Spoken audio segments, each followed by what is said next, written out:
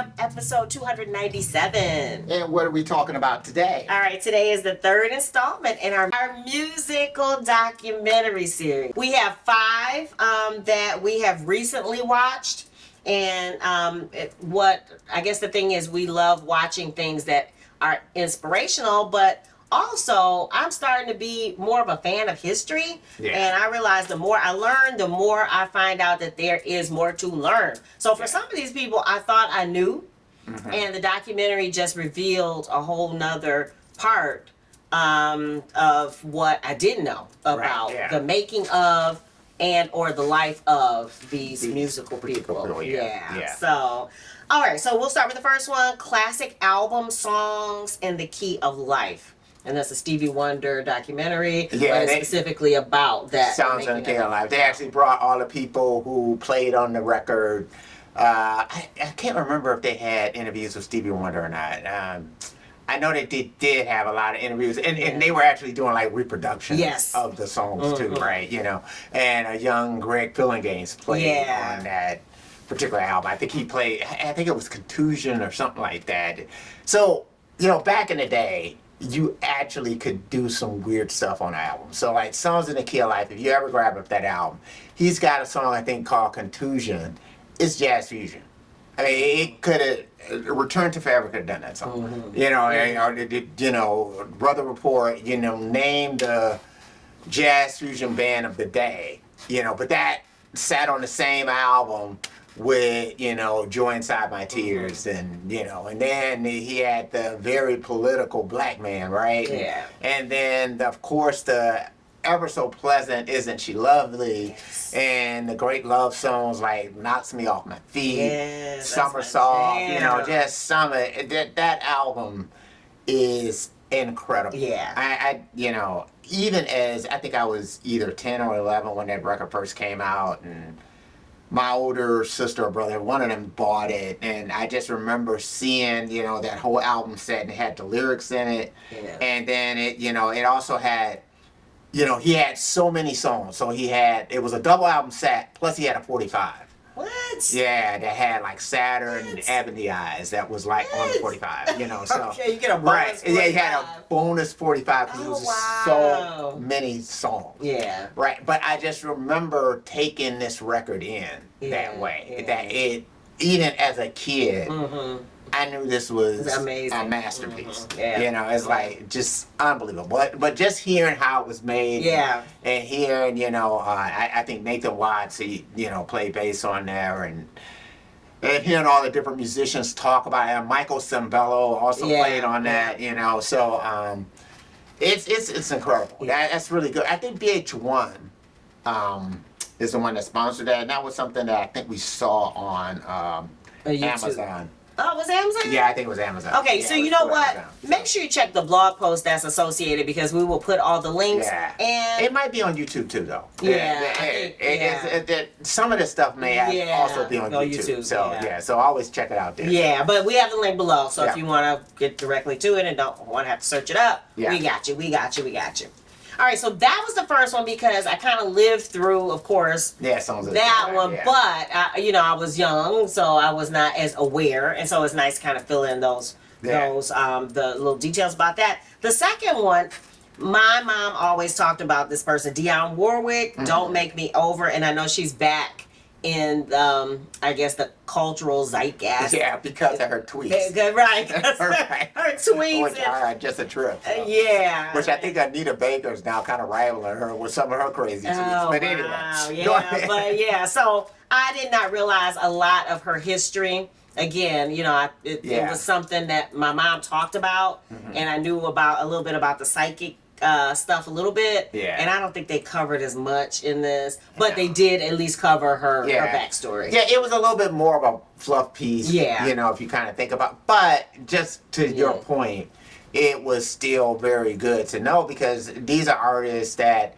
I think even for me, it's like, I feel like my awakening to really what was going on around me was like the 70s, right? And I came out of like my Jackson 5 phase. It was realizing, there's other people out here that's out here doing stuff, you know? So, you know, and by that time, you know, Dionne Warwick was for me, old. Right. Right? Yeah, You know, yeah. and so it's good to kind of have those blanks kind of filled in and understand, you know, what a critical part she played in history. Yeah. And those big hits that she had with Brooke Bacharach. Yeah. And, you know, you think about, you know, a black woman. Right. I was about to say the crossing crossover. over Right. the way that she Yes. did and the way that she sung, you know, Yes. it was, you know, it could have been a Doris Day. Yeah. You know, Yeah. who could have done these same type of songs, right? Yeah. But she brought something special Yeah. to those songs, you know, that only she could bring. So, Yeah. and I can see how, you know, when we watch that, how she paved the way Yes. for somebody like Roberta Flack Yeah. to kind of Yeah. come behind her, you know, with some of the songs that she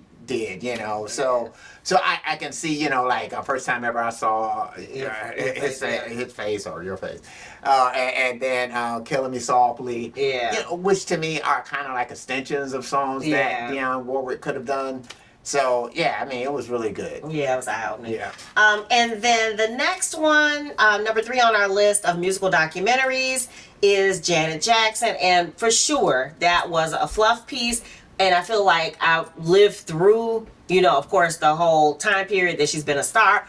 But there were a lot of historical details and her relationship with Renee Elizondo. Zondo, right. And then, of course, his video footage, because I didn't know he was constantly, their whole relationship. So they actually have his video footage in there. And so that's kind of interesting. I feel like that's like the secret tapes, you know. Right, yeah. And that adds a little layer to that. And it was previous to us going to see her live, her video. So yeah, so that was interesting just to know, fill in some of the blanks for things that I didn't know. You know, from the time, you know, I mean, and for people that don't know, you know, her starting off on Good Times, and then from there she had like either 2 or 3 albums out prior to Control. Yes. And so I know the first album, I think either Foster Silvers or one of the Silvers. Yeah, and she talks about that. You know, and then like I think like Marlon did like her second record or something like that, and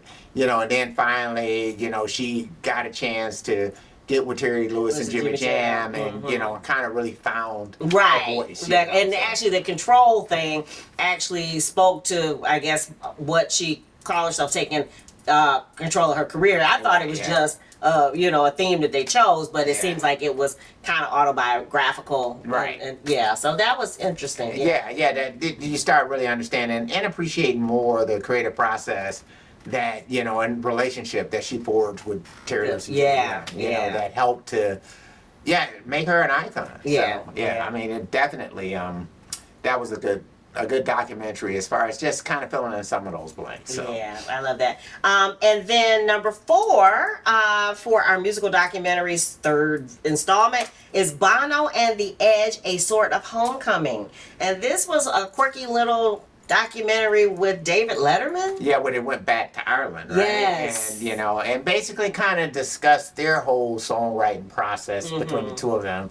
You know, and it was kind of weird not having, you know, Adam Clayton and Larry Mullen, you know, not be a part of that. But, you know, you can understand that's the songwriting force. It kind of reminds me of Mick Jagger and Keith Richards, you know, the Glimmer Twins, you know. So just the way that The Edge and Bono kind of pull these songs together. I mean, and over the years, you know, I've kind of, you know, liked U2, didn't like U2, like U2 again. You know, because at one time, you know, I really did like them. And then after a while, they seemed to be kind of too full of themselves. You know? And, you know, kind of they loosened up in the 90s and kind of changed themselves. Which was just unbelievable. And I think after a while, I really started to gain a huge appreciation for Bono as a lyricist. The guy is just phenomenal. And The Edge as a guitar player and as just a creative genius when it comes to playing the instrument. I mean, a lot of times people get so stuck on the guitar players who can shred, you know, or the Eddie Van Halen, you know, Jimi Hendrix, something like that. But it's even for me going back and listening even to guitar players like Jimi Hendrix and Eddie, it's kind of like their rhythm work that would just blow me away. It's like just Eddie Van Halen playing the guitar part. It's like, God, And that's just the feel of it. You know, and that's the same thing. It's like, you know, whether it's Andy Summers with the Police or The Edge, just some of these guys, it's when you start thinking about the way that they fill up a song, the way that they use chords, and the way that they use effects, it's phenomenal. It's, you know, it's genius. So to hear them kind of talk about that whole process was really kind of nice to see. You know, and a different environment, a very laid back environment. You're right. You know? With David Letterman leading the I guess narration and kind of gluing it together. Yeah, because he kind of injects himself as far as, you know, kind of experiencing Irish culture and all the rest of that kind of stuff. And so, because he's back in their hometown of Dublin. And so it's, you know, really kind of cool. Yeah, so I enjoyed that, and it was fun. All right, and then the final one on our list for today for our musical documentaries, third installment, is Nashville Songwriters. It All Begins with a Song. Yeah. This one, it was a little longer than it needed to be, but it has some real gems in it, and actually we're going to do a follow-up episode that just talks about what we got from that particular one, but it covered the new Nashville. It covered the kind of the history of why it became the center of the country and songwriting kind of universe. Yeah. It's really weird because and that kind of piggybacks on an episode that we did about the time management and that type of, because for them you get into a room and it's a 9-to-5 job. Yes. You know what I mean? You go there to write songs. And that's what you're going to do. You're going to churn out hit records. And so I guess in a way it's kind of reminiscent of what, we've heard about Motown. I was about to say, and also even with, I mean, traditional songwriters back in the 50s. Yeah, with the Brill Building. Yeah, you start thinking about the way that they used to go in. So it's kind of retro. Hey, we're gonna go and we're gonna go write these songs, and and to be honest with you, probably more songs were written that way. Yeah, and more hit songs and more great songs were written that way than maybe somebody being inspired. Being whatever you do for inspiration. So I mean. And it's just one of those type of things. I never really approached songwriting that way, but it's interesting to see that, and to see that, and it makes sense that anything that you do and you do it often enough, you're gonna get good at it. And if you listen to country songs, the one thing I will say about country songs is that, at least I haven't really heard one that's got like horrible lyrics. Right. You know what I mean? It just that was kind of one of the things that they mentioned is that. That is telling a story. They usually tell a story. They usually try to say things in a little clever way. They don't just go for the easy way to say certain things. And that's why it's like, for me, like I have my running playlist, and I always kind of have country songs kind of mixed in with that. Just for that aspect alone, it's like takes your mind to another place. It's like reading a book almost. Has me really concentrating more on lyrics than I normally do, because usually I'm more groove, more the instrumentation, more of those type of things, and I usually don't jump on lyrics. But when I'm listening to those type of songs, I kind of can get into the lyric along with the other aspects. So to me, that they're usually very well put together songs, and I can admire that. I'm not saying that I like all of them or that all of them take me to this great place, but I do appreciate and admire the elbow grease that goes into it. So those were the 5 documentaries that we wanted to share with you today. What do you guys think? What documentary has inspired you lately, or which one should we check out for our next list? Please leave it in the comments below. And what else? Obtainium Flow. So a couple of weeks ago, we had our live stream for One Love, Find a Way. We're going to have another live stream coming up for It's Gonna Be Alright, and that'll be on July 28th. Hey, please join us, 7 p.m. Eastern time. We are loving, again, the feedback we're getting on the new album. I know we shared with you guys at the live stream last time that so far, even with the 2 singles that we had out, we have been on at least 48 playlist, but I know the new single. I have to check Yeah. and see what's happening with that. But And- we appreciate that. And the good thing is that we saw a return of Sugarfit, as Yes. Why You Gonna Hurt Me? One of the songs from Sugarfit it's got all added to a playlist. So and it it's might been be pretty because good. of all the activity that's going on over there. So we appreciate you guys. If you haven't joined us over on Spotify, please do. We're trying to grow our Spotify so that it can be as robust as our YouTube. Yeah.